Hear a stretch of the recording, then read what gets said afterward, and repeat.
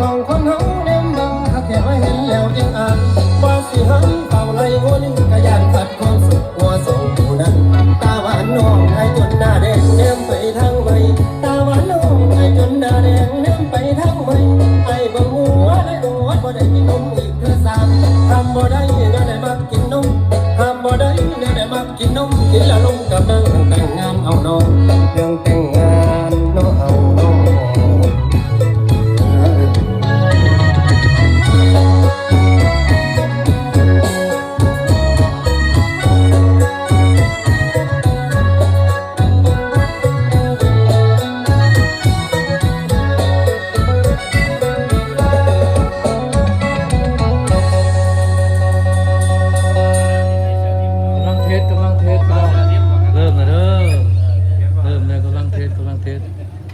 นี่มื้อนี้ห้องการบ้านน้องเดินเด้อพี่น้องเด้อเอามอพิเศษอีกเด้อทางบุคคลเพิ่นขอมาเนาะโอ้หลายเพลงแล้วห้องมาเนาะเอาขอบใจพิเศษเนาะมื้อนี้จันจุยจัดการให้เลยบัดนี้บทเกี่ยนคือตะพังซีเนาะ